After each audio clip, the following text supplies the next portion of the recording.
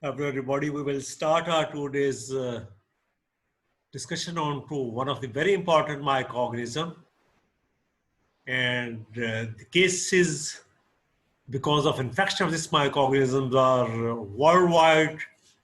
They're increasing in numbers, and because of the clinical significance of this organism, we have in the Canada a park which has been designated as the sexual health education place, and this is considered to be a capital or the chlamydia capital of Canada. And we discussed the second most important group of intracellular microorganism, the chlamydia. We have already gone with the other member of this intracellular microorganism. The chlamydia, they are obligate intracellular bacteria or obligate intracellular parasites, which means that they only grow within the living cells. All intracellular microorganisms, whether they're bacteria, they're chlamydia, they're viruses, they do not have the ability to synthesize or generate their own energy for the reproduction process. So they will have to enter into the living cells, and that's why they have to enter into the living, either into the host living cell or onto the what you call the cell culture in order to replicate. So the obligatory intracellular organism, like viruses, they have very small genome, and the genome of these organisms, it comprises of only few structural proteins, and they don't have much of the functional proteins in their genome. So they will have to enter into the host cells or the living cells, will take over the charge of the host cell or the living cell machinery, and will instruct this machinery to make the proteins and enzymes that are required for its replication and reproduction. These chlamydia are the agent of commonly transmitted sexually diseases, and they can cause the pseudocyetis and the retitis. Now we have three very important organisms which are responsible for the sexually transmissible diseases. We have the chlamydia, and we have the Neisseria, which is another organism, the Neisseria gonorrhoeae, which is a gram-negative cocci, and we have the Chlamydia trachomatis. Now the 10 to 50% of the cases of the sexually transmissible diseases, you will find the co-infection of Chlamydia trachomatis with that of the Neisseria gonorrhoeae. Now the other infections that can have can be without these chlamydia, they can cause the pneumonia, Chlamydia pneumoniae. They can cause the trachoma, like the Chlamydia trachomatis. It also causes pneumonia. And the lymphogranuloma venereum, what you call it as it's an ulcerative disease of the genital area. So the Chlamydia trachomatis, it is responsible for the pneumonia, for the trachoma, and for the lymphogranuloma venereum, which again is a sexually transmissible disease, and it causes damage to the reproductive tract of both in case of males and females, and it is ulcerative type of lesions are produced, what we call as the lymphogranuloma venereum. We have one more species of the chlamydia, what we call it the Chlamydia stasi. It causes psittacosis. This again is a pneumonia, but this species is transmitted from the animals to the humans, from the birds to the humans, like pigeons, the parrots, and the poultry. They are also associated with this. So we have three important species. But if you look at the composition of the chlamydia, they have a rigid cell wall that lack peptidoglycan. The peptidoglycan or the muramic acid that you already know, that they provide the structural architect to the bacterial cell. The structural configuration and rigidity of the cell is because of the peptidoglycan. So if a cell does not have a peptidoglycan, the cell is not that much rigid. It is become flexible. And when you stage this microorganism, they resemble the gram-negative cell wall or cell envelope, and they have the genus-specific lipopolysaccarides. So we have the group antigen of lipopolysaccharide that really is a specific with this genus of chlamydia. This is a very small genome, as I earlier said, and this small genome just comprises of few genes that are responsible for the synthesis of structural proteins and not for that much of the functional proteins. These species which are pathogens for human, we have the Chlamydia trachomatis, the Chlamydia stachy, and the Chlamydia pneumoniae. We have some serover of the Chlamydia pneumoniae, which we call as the TWR. We will discuss this. So we have Chlamydia trachomatis, Chlamydia stachy, and Chlamydia pneumoniae. We'll take all of these microorganisms one by one now. This is the what you call as the tabulated presentation of the species and the disease what is caused by the important species of the chlamydia. We have the Chlamydia trachomatis. It causes infection in the respiratory tract leading to pneumonia. It causes infection of the eye leading to trachoma or conjunctivitis. This is trachoma is because of the Chlamydia trachomatis is one of the leading cause of blindness worldwide. One of the leading cause of blindness worldwide, particularly in the African countries where it is dry and humid environment. It can also affect the reproductive tract, the urethritis, and lymphogranuloma venereum, what you call the LGV. Now, this means that the Chlamydia trachomatis single species can affect three systems of the body: the respiratory system, the eye, and of course the urogenital system of the males and females both. Chlamydia pneumoniae, it causes atypical pneumonia, and we all know that the typical pneumonia is associated with that of the Streptococcus pneumoniae. And if we don't find the Streptococcus pneumoniae, the causative agent is other than the Streptococcus pneumoniae, that we refer to atypical pneumonia. So all pneumonias caused by any microorganism other than the Streptococcus pneumoniae, they are referred to be as atypical pneumonia. So Streptococcus, the Chlamydia pneumoniae is a causative agent for the atypical pneumonia. And pneumonia is also what we call the psittacosis. Psittacosis is a disease that affects the respiratory tract and it causes pneumonia, but the source of infection is a different microorganism. It is a Chlamydia stachy, and this organism is transmitted with the help of birds, as I said. It is present in the fecal, dry fecal material of the pigeons, the poultries, and the parrots.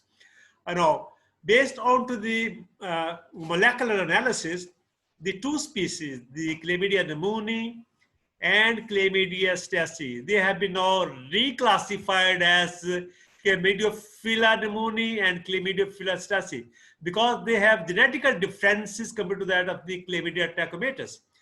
On to the differences based on molecular differences, what you call it the GC pairing, or we have three different species now. Chlamydia trachomatis is still the Chlamydia trachomatis, but the rest of the two species, the pneumoniae and stachy, they are now different genetically or biomolecular level. So they have been reclassified in the genus Chlamydophila. So we have now the Chlamydophila pneumoniae and Chlamydophila stachy. But for the purpose of academic discussions in our lecture, we will still call the Chlamydophila pneumoniae or Chlamydophila stachy the Chlamydia pneumoniae and the Chlamydia stachy. Keep it in mind. So whenever you find the Chlamydophila pneumoniae or Chlamydophila stachy, it represents one and the same thing, the Chlamydia stachy and the Chlamydia pneumoniae. Okay. The important properties, they all have the same specific lipopolysaccharide antigen, and this major antigen of all species of chlamydia can be detected with the help of complement fixation test. The species, they do have this specific immunotype species antigen, and the immunotype or species specific antigen is detected with the help of a different technique, what we call as the immunofluorescence. So the group specific anti-sera can be detected with the help of complement fixation test, and species specific or immunospecific antigens, they are detected with the help of immunofluorescence. Chlamydia pneumoniae or Chlamydophila pneumoniae, Chlamydia stachy or Chlamydophila stachy, they each have one immunotype. This means the immunity against one provides immunity for the rest of the time. Sorry.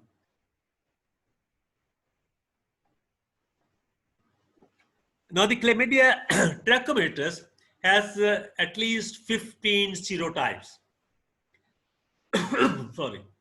And these serotypes has been designated from A to L, and we have 3 subspecies within the L, that's N1, N2, N3. So 1 serotype for Chlamydia pneumonians stachy and 15 serotypes for the Chlamydia trachomatis. The transmission of this disease is that the Chlamydia trachomatis, it infects only the humans, and the disease is transmitted through the personal, intimate sexual contact or the fetus. It can acquire this infection while passing through the birth canal at the time of delivery. Now, asymptomatic individual, they are important reservoirs because they does not exhibit any signs and symptoms, but they can really transmit the infection to the healthy individual. And this is what happened in case of Chlamydia trachomatis. The trachoma, which is the major cause of blindness, it is more frequently in the developing countries, in the hot, dry regions, and it's spread by fingers or fomites to the eye contacts. You have the contact with the contaminated or the infected individual, and you touch your fingers to your eyes and look at the infection. Chlamydia trachomatis, as I said, it's worldwide distribution and one of the major causes of these sexually transmissible diseases, along with that of the Neisseria gonorrhea. Pneumonia, Chlamydia pneumoniae is spread through aerosol from one person to the one other person, and the stachy, it is infected by the birds, and many animals are responsible for this purpose. So 3 different species, one disease common, that is the pneumonia, along with that of these some specific species induced diseases, and they all share the same lipopolysaccharide antigen, but all species, they have the different immunogenic antigen. Based on these differences, the Chlamydia pneumonia and stachy, they have one antigenic type of what you call as the immunotype, and the Chlamydia trachomatis has 15 serotypes. Now, the replication of this Chlamydia, it is this cycle of replication is different than that of the replication of the normal bacterial cells. Now, they all species of the Chlamydia, stachy, pneumonia, and trachomatis, they all have these 2 main forms in their life cycles. Now, they have the environmental type, what you call the elementary bodies. The elementary bodies of the replicative cycle of the Chlamydia, they are like the spores of the bacteria, like tetanus, like Bacillus, Bacillus anthracis, Bacillus cereus, Clostridium tetracycline, Clostridium perfringens, Clostridium baculinum. So as the Clostridia and the Bacilli, they make spore.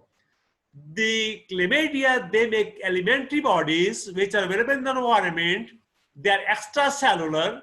These antibodies are infectious antibodies.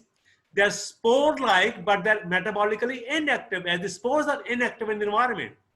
The elementary bodies which are infectious, they're appearing in the extracellular, present in the environment, but they are metabolically inactive. They become active once these elementary bodies, they enter into the cell, and the antibodies, elementary bodies, they then change into the reticulate bodies. Now, the reticulate bodies, they are intracellular, they're large, they're active, they're metabolically active. They undergo repetitive binary fission to form daughter's elementary bodies, and then these daughter elementary bodies, they're released from the cells.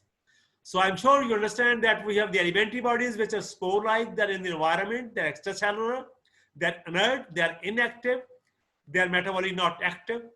And when they enter the cell, they become intracellular, they become active, they increase in size, they undergo binary fission, and they form what we call the daughter elementary bodies. And these daughter elementary bodies, they're released from the cells. Now, the replication takes as an equine body, as the elementary bodies, they change into reticulate body in the cytoplasm of the cells. So these reticulate antibodies are the bodies present in the cytoplasm of the cell. They can be used for the diagnosis of this infection. As we know that there's one immunotype in stachy and pneumonia, we have 15.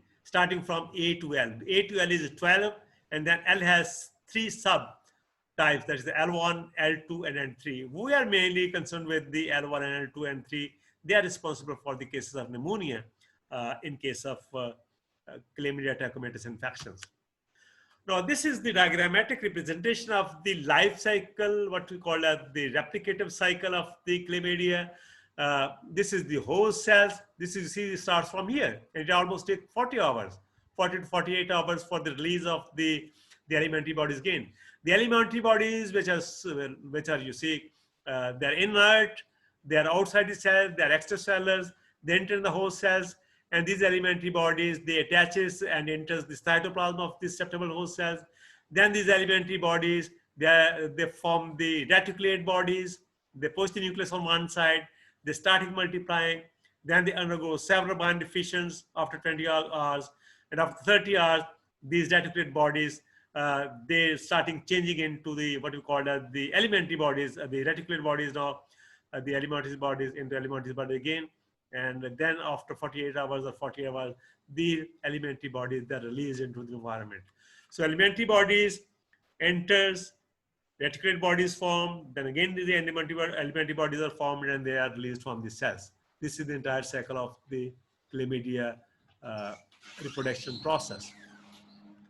The pathogenesis and clinical signs and symptoms, primarily these organisms, they infect the epithelial cells and the mucous membranes of both the lungs and the reproductive tract.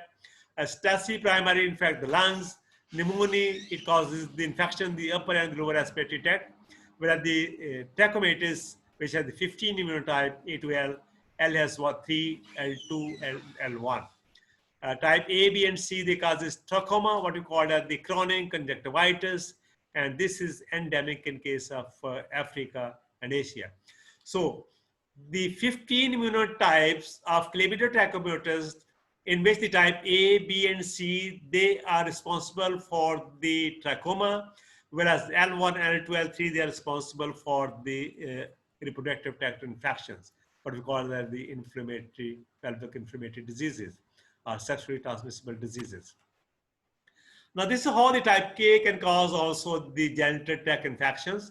And this is common non-gonococcal urethritis, cervicitis, leading cause of pelvic inflammatory infections. And it can also cause, you see, it can also cause what you call as the ectopic pregnancy. This is the normal pregnancy that occurs in the uterus. So when the pregnancy occurs in any other part of the reproductive tract apart from the uterus, it is what we call as the ectopic pregnancy. So it may cause ectopic pregnancy. It can cause damage to the reproductive tract infection. There are many more reasons for this ectopic pregnancy, but it is one of the cause. The infants born to the infected mothers, they develop the neonatal inclusion conjunctivitis while they are passing through the birth canals. Now, the Chlamydia trachomatis has high incidence, what we call as the reactive arthritis and Ritter syndromes, which are characterized by the urethritis and, of course, the arthritis. This is an autoimmune disease. We have already discussed this one. Immune type L1, L3, and they cause the lymphogranuloma venereum, which is again the ulcerative sexually transmissible disease. It sometimes heals automatically, but it can cause the inflammation of the lymph nodes of the inguinal area. Lesions on the genitalia and the lymph nodes, they are common with these infections. The antibodies, they are formed, but they are not protective, so the reinfection can also occur, as we see in many of the reproductive tract infection diseases. Now, the sexually transmissible disease caused by Chlamydia trachomatis, primarily infect the epithelial cells of the mucous membranes of lungs and reproductive system. Really, they are invasive and they really cause the disseminated infection. The disease remains mostly localized, and most common cause of bacterial sexually transmissible disease, along with the Neisseria gonorrhoeae. Keep in mind. Type D and K cause genital tract infections, and main common cause of non-gonococcal urethritis, epididymitis, and prostatitis. So if any of the male or the female partner is having this infection, the disease can be transmitted to any of these. In female, there is cervicitis, selphagitis, and it is leading cause of pelvic inflammatory diseases that can lead to ectopic pregnancy. High incidence of Ritter syndromes with the sexually transmissible diseases This is immune response, and which you see there is a conjunctivitis, arthritis, and reactive arthritis. This is what we collectively called as the Eater syndromes. The 1 and 3 lymphogranulomal lesions in the genitalia and lymph nodes, and antibodies are not resistant. So they can also have the ocular trachoma, where you see the transmission is through by finger to eye or fomitines to eye contact. And this is one of the leading cause of blindness in the country and in the worldwide. Repeated infection, they result into chronic conjunctivitis. There is scarring of the eyelid, conjunctiva, as you can see over here, and progressive leading to total blindness. The disease is associated with the serotype A, B, C. The neonatal influenza conjunctivitis occur when you see the maternal genitalia infection, particularly you see after causing ocular infection during the process of delivery, 7 to 5 days later. The respiratory infection with the Chlamydia trachomatis can also occur in babies after 2 to 12 weeks of birth, and they are associated with the serovars D and K. The pneumonia with Chlamydia trachomatis, and it can be spread by the Chlamydia pneumoniae, can be spread by the respiratory droplets. The common cause of community-acquired pneumonia and the outbreaks has been recorded in area where there's heavy population of humans, like boarding schools, military camps, like Haemophilus influenza. It may be one of the more reasons. The contributing factors in the chronic illness, the asthma, if the individual are already having some compromising disease like asthma, atherosclerosis, stroke, Alzheimer's disease, and multiple sclerosis, such an individual are more prone to infection with the Chlamydia pneumoniae. In female, it can also cause the sulfangitis, the cervicitis, and can lead to pelvic inflammatory conditions. The Chlamydia stasis is zoonotic, and it is present in the birds and the animals, like in pigeons, parrots, and the common among veterinarians and poultry farmers, bird handlers, and pet store employees, causes atypical pneumonia, but can have the life-threatening complications. Now, the dry fecal material, it has the elementary bodies of the Chlamydia stasi, and while you see dealing with these fecal material as a veterinarian, as a poultry farmers, as a bird handler, you can inhale the elementary bodies in, and you can get infections. And this is again with one of another important Cryptococcus neoform is a fungus that spread in this way, if you remember. Now, the lab diagnosis, the gold standard is the cell culture, but we don't hardly go for that because the organism requires the living cell. It has to replicate within the living cells to grow. So we need a living cell culture. This is the gold standard, but for the diagnostic purpose or for the laboratory analysis, we hardly go for that. This is mostly used in the research area. Now, the DMSA stain or the immunofluorescence stains for the cytoplasmic influence can be used very easily. This is the very important test that we can use. We can have the hybridization techniques using the DNA hybridization probe, which you see hybridize with the analogous sequences because the genome of Chlamydia species has been fully you see, it has been fully mapped. We really know the real sequence of the entire genome, and we have the probe for the DNA, and we can go for the hybridization technique. Now, the antigen detection with the help of ELISA can be used. The PCR and serological tests, they're not useful for the Chlamydia trachomatis. We may have to depend on to the what you call the gene sustain or immunofluorescence tests, or of course with the PCR or DNA probes. Now, here how the light microscopy of the cell culture will look like. This is how when you grow, you can have these nucleons which are in the cytoplasm, and they have post-rest of the cellular material on the one side. The treatment is very simple. The drug of choice for any of these infections caused by any of these species is, generally speaking, is the doxycycline. We can use the doxycycline. But the co-infection, tetracycline and macrolides can also be used. The co-infection with that of, you see the Neisseria gonorrhea is also there. So we have the drug of choice for the co-infection is erythromycin. Neonatal, the drug of choice is erythromycin because of its minimum side effects. Acetocosis, pneumonia, and lymphogranuloma malarium can be used with treated with the tetracyclines. There is no vaccine available against any of the species of the chlamydia, and the prompt medication of the patient, and along with that of the sexual partner. There must be co-treatment of the co-infected. There is the one partner infected with chlamydia, or for a generalized rule, any sexually transmissible disease identified and diagnosed in one partner must also be treated with the other partner too. So the both partner has to be treated in order to get rid of the infection and to treat the individual. That was all about the chlamydia. We are now through with the another group of the organism which are intercellular obligate bacteria. Thank you very much. Hope you enjoyed your time.